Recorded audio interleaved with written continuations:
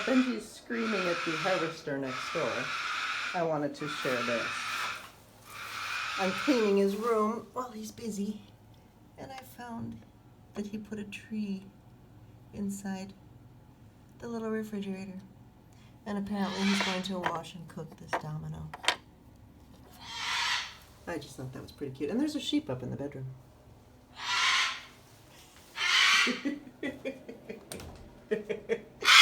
Are you done yet?